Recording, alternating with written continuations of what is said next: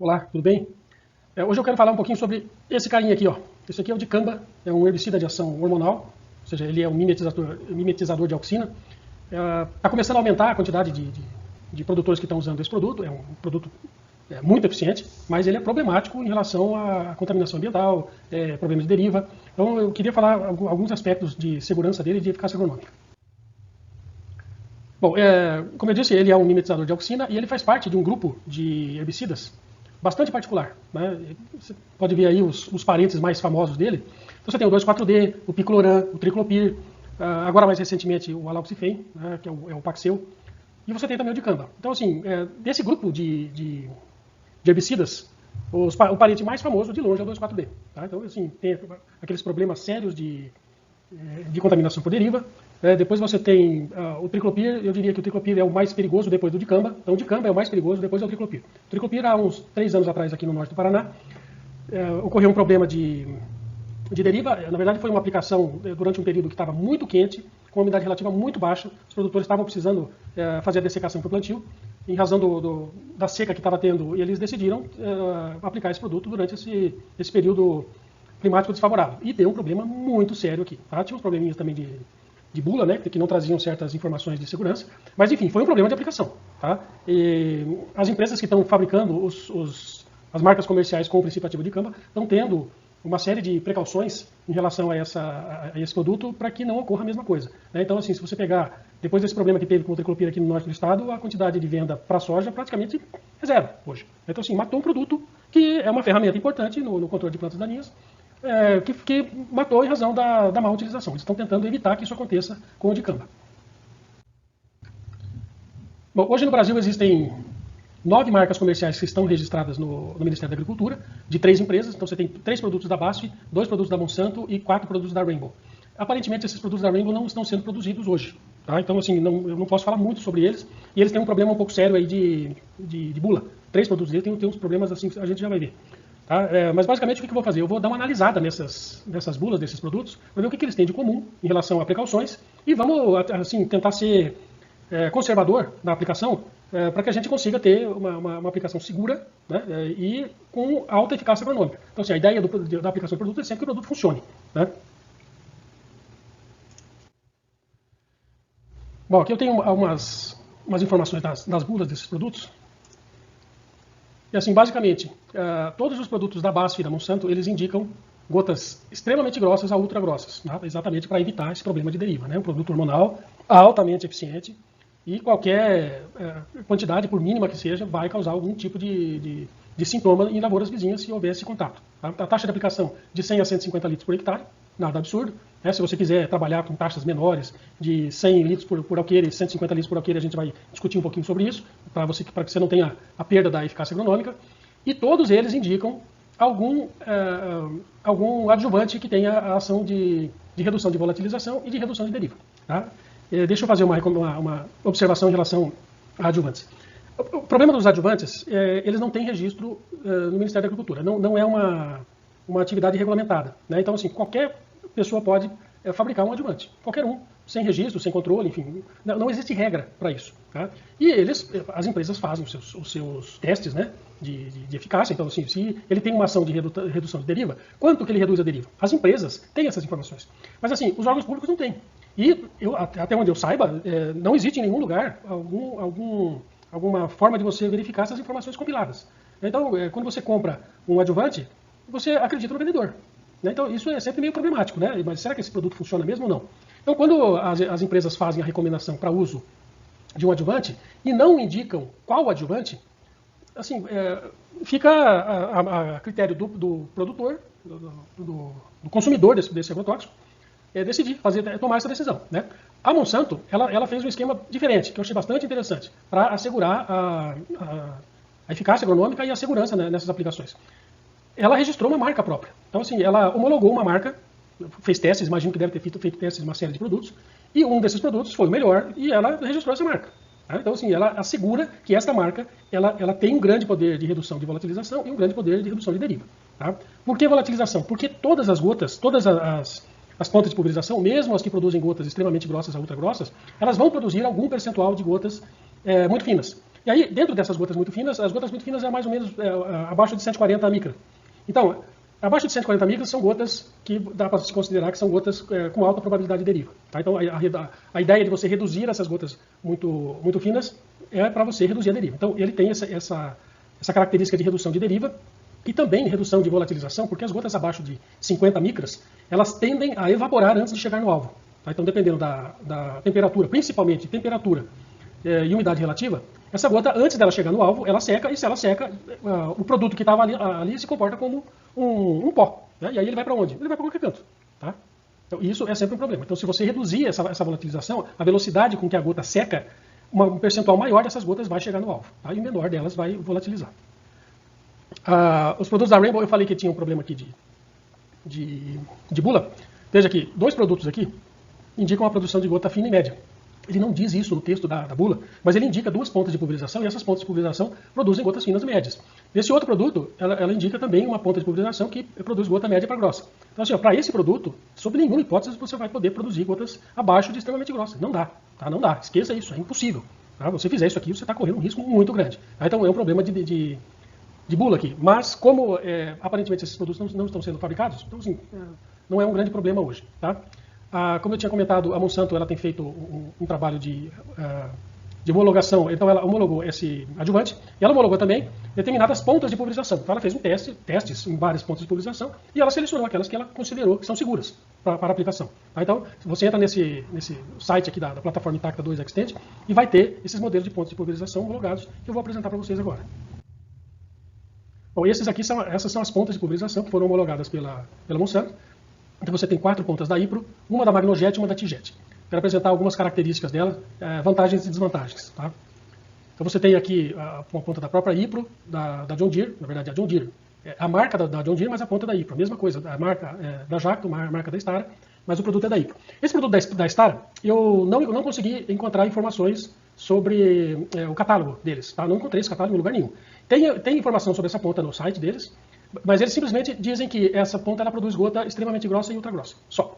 Mas qual a pressão de trabalho? Não diz. Qual a pressão onde há essa alteração de extremamente grossa para ultra grossa? Também não diz. Então, assim, eu tirei essa informação, eu não tenho condição de indicar um produto desse, porque pela completa falta de informação. Então, a vantagem dessas pontas da Ipro. Todas elas têm um ângulo de abertura de 130 graus. Isso é uma vantagem muito valiosa, sabe? Quando você tem a aplicação de agrotóxico, você tem um ângulo do jato. Né? Então ele pode ser 80 graus, 60, 110, 130. Para a maioria das pontas é 110. Tá? Então o que se diz é o seguinte, se você tem um espaçamento entre pontas de 50 centímetros, a altura da barra tem que ser também de 50 centímetros, porque os jatos eles têm que se sobrepor. Tá? Então um jato se sobrepõe com o outro num certo percentual para que haja uma cobertura adequada da aplicação. Então no caso de uma ponta de 110 graus, essa altura da barra vai ser de 50 centímetros. Quanto mais baixo tiver a barra, menor o risco de deriva. Né? Essa ponta de 130 graus, você pode baixar essa barra para 35 graus. Você vai obter a mesma cobertura que você teria com a 110 a 50 centímetros. Então, essa é uma grande vantagem dessas pontas aqui da Ipro. Tá? Esse ângulo de abertura maior é uma vantagem comparativa em relação às outras. Aí eu tenho a vantagem comparativa dessas 2 pontas, da John Deere e da Magno, que elas só produzem gotas ultra grossas. E aí tem uma outra vantagem da Magno, aqui da Mug, que o ângulo dela ele não é linear. Deixa eu acertar a câmera aqui. Ó. Então ele não é assim para baixo. Ele é levemente inclinado, 30 graus. Tá? Então isso aí, esse jato inclinado, ou para frente ou para trás, normalmente se faz, intercala, né, uma para frente ou uma para trás, para você melhorar a penetração do produto no dossel. Não sei se isso aí é uma característica que pode ser importante na hora de fazer uma dessecação, mas é uma característica, é um diferencial dessa ponta Mug aí, além dela produzir exclusivamente gotas ultra grossas. E uma vantagem da ponta da Tijet, da TTI, é que ela trabalha numa pressão mais baixa. Então ela começa a trabalhar com pressões de 15 PSI, ou seja, 1 bar, e ela vai até 7 bar. Tá? Eu já vou explicar um pouquinho sobre essa questão da pressão, porque eu considero que você não pode ultrapassar uma certa pressão aqui, porque mesmo essas pontas produzindo gotas extremamente grossas, ela começa a produzir um excesso de gotas muito finas, tá? Por conta dessa elevação da pressão. Então o fato da ponta TTI ter esse início numa pressão mais baixa, dá uma vantagem comparativa para ela em relação às outras pontas. Bom, aqui eu quero que você veja essa aplicação. É a mesma ponta de pulverização, tá? Então, eu quero que você olhe lá no fundo, você consegue enxergar o chão lá atrás, tá? Aqui você já começa a ficar difícil de você enxergar. É lógico, você tem uma vazão maior aqui. Mas num pulverizador, num autopropelido, conforme você aumenta a velocidade, você precisa aumentar, o próprio equipamento aumenta a pressão para manter a vazão. Tá? Então, isso aqui acontece numa pulverização normal. Você tem essa variação de pressão em razão da variação da velocidade.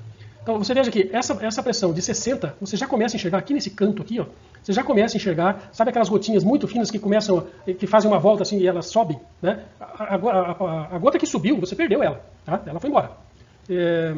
Então, ele já começa a produzir essas gotas muito finas aqui. Tá? Então, eu acho isso aqui, eu diria que, para mim, é um critério pessoal de estabelecer 60 psi como o limite de pressão para uma aplicação de produtos hormonais. Né? Eu acho que é mais ou menos geral isso aí, tá? Mas para produtos hormonais é mais importante ainda. Então a gente vê que numa condição como essa, o ideal é que a gente trabalharia com no máximo 60 psi de pressão, ou 4 bar. Tá? Então você estabeleceria um corte, um limite de corte aqui.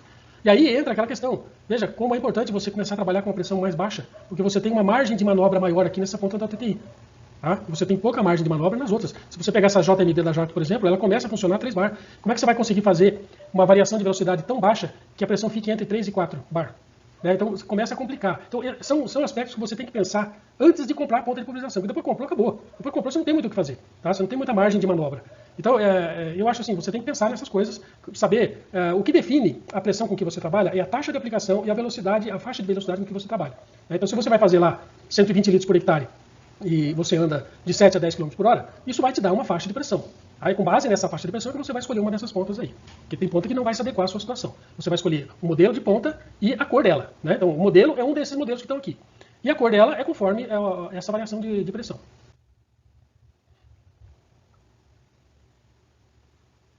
Bom, em relação à cobertura, eu quero fazer essa análise aqui. Eu estou usando como exemplo a recomendação de taxa de aplicação que está nas bulas, de 100 a 150 litros por hectare, e estou pegando os limites de diâmetro dessas classes de gotas aqui.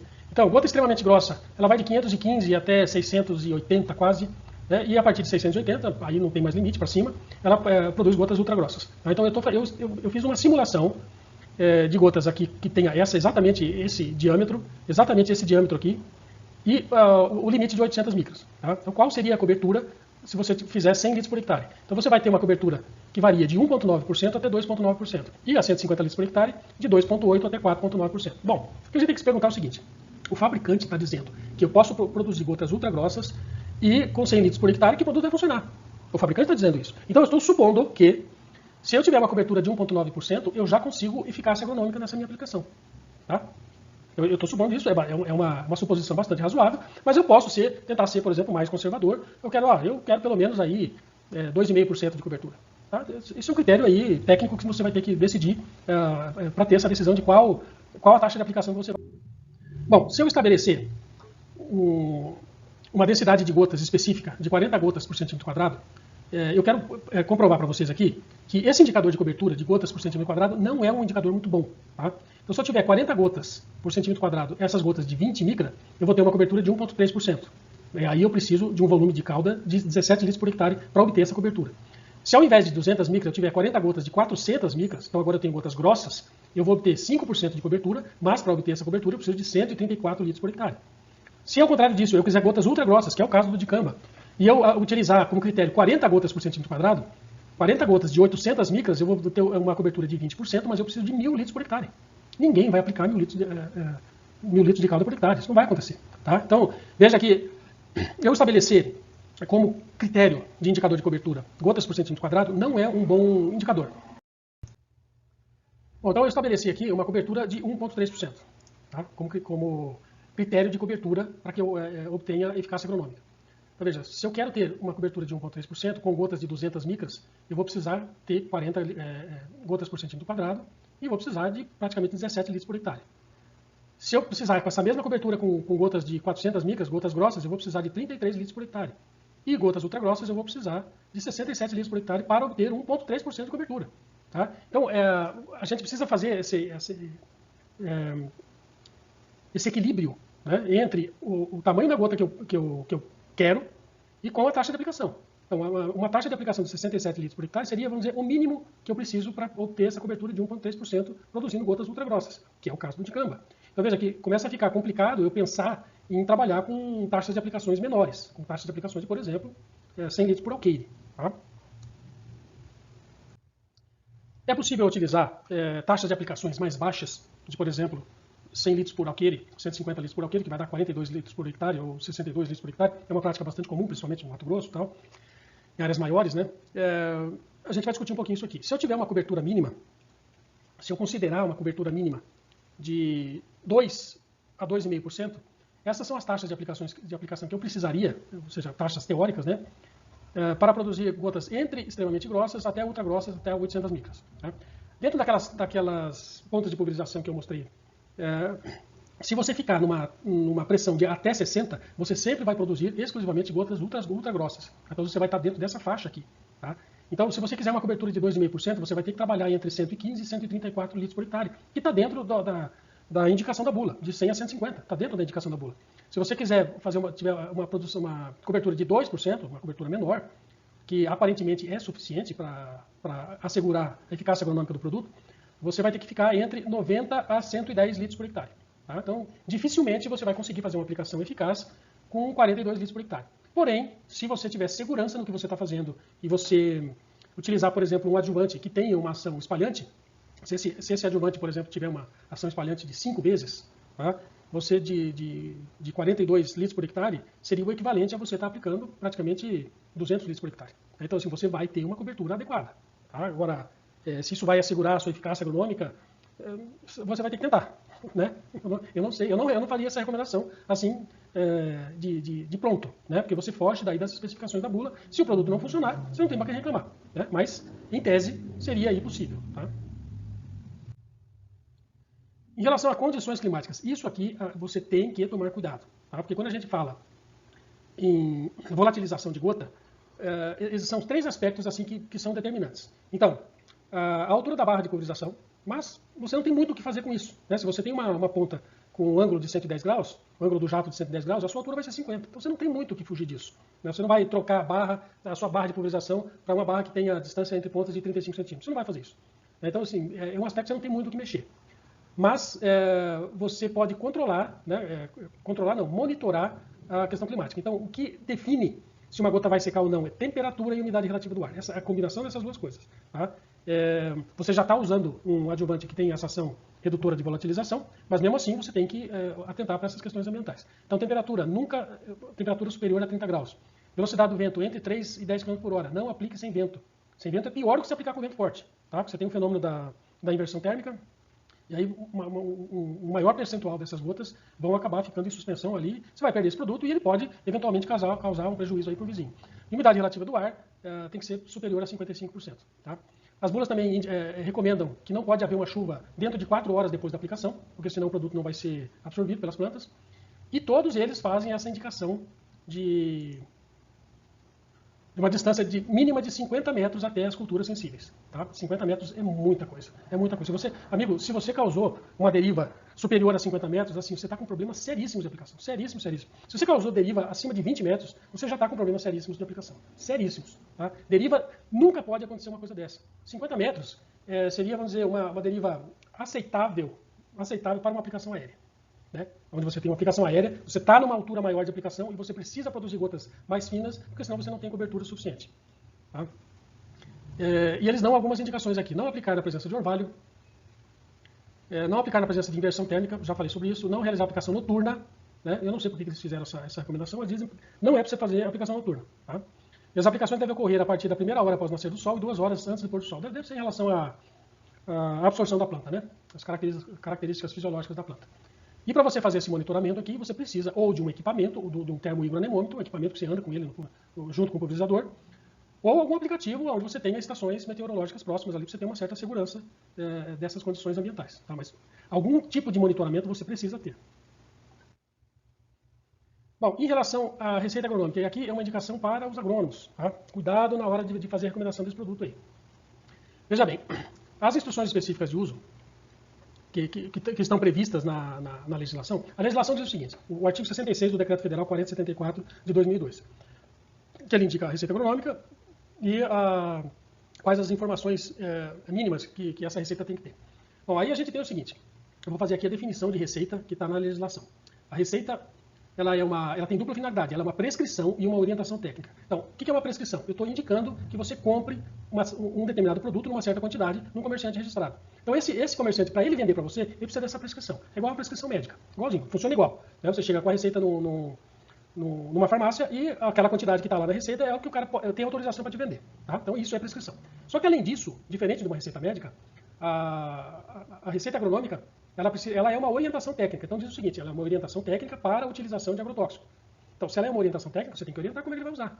Então, que informações eu preciso, que informações mínimas eu preciso para que o sujeito realize uma aplicação de forma correta. Sem essas informações, não dá para fazer uma aplicação correta. O cara até pode fazer, mas assim, por uma eventualidade. Mas se você não dá essa informação, como é que o agricultor vai realizar a aplicação? Então, vamos lá. Quando eu estabeleço a taxa de aplicação, lembra que a gente precisa estabelecer a taxa de aplicação para que eu tenha uma cobertura mínima para que o produto funcione. Então, essa taxa de aplicação você tem que ter definido antes. Vai ser 100 litros, vai ser 123 litros, vai ser 150, vai ser 42, não importa. A questão é, isso tem que estar definido. Tá? Você tem que definir essa taxa de aplicação. A taxa de aplicação e a velocidade da aplicação, então, se o produtor ele vai andar numa faixa de velocidade, porque em determinados locais onde a topografia permite, ele vai querer andar um pouco mais rápido. Então, quão rápido você vai andar? Você vai andar 25 por hora ou você vai andar 12 ou a 6? Tá? Então, essa velocidade de aplicação você precisa saber, porque é esta velocidade que vai determinar a pressão de pulverização. E é a pressão de pulverização que vai estabelecer o tamanho da gota, conforme a ponta de pulverização que você está usando. Então, assim, aí eu fechei o assunto. Se eu dei para o agricultor, dentro da receita agronômica, a taxa de aplicação, a velocidade com que ele vai andar, então, conforme essa faixa de velocidade, eu já vou calcular a pressão. Com a pressão e o modelo de ponta de pulverização, eu sei qual é o tamanho de gota que ele está produzindo. Ele tem que produzir gotas extremamente grossas ou ultra grossas. Não pode fugir disso. Então, com isso aqui, eu asseguro a eficácia agronômica, porque eu vou ter, dentro de uma taxa de aplicação, um certo tamanho de gota que vai me dar cobertura suficiente para que o produto funcione. E, com essa faixa de velocidade mais o modelo de ponta de pulverização, eu vou ter um tamanho de gota que vai me assegurar a segurança da aplicação. Tá? Então, e essas informações, elas têm que estar na receita. Tá? Tem que estar na receita. O artigo 66 do decreto diz o seguinte: a receita deverá conter, né? Então, sim, é uma ordem, é imperativo. Recomendação técnica com as seguintes informações: modalidade de aplicação, se ele é um pulverizador tratorizado de barras ou um autopropelido, com anotação de instruções específicas. Que instruções específicas? Essas três aqui que eu estou dizendo para você, que sem elas não dá para fazer uma aplicação correta. Ou seja, pelo menos o agricultor, sem essas três informações, como é que ele vai fazer a aplicação correta? Ele tem que adivinhar. Isso é uma atribuição do profissional que está fazendo a receita, tá certo? Bom, então é isso, pessoal. Espero que vocês tenham aproveitado alguma informação desse vídeo. Qualquer dúvida, qualquer informação, se vocês quiserem algum vídeo, alguma pauta diferente, algum produto específico em relação à aplicação, coloque nos comentários aí, vamos ver o que a gente consegue fazer. Tá certo? Obrigado.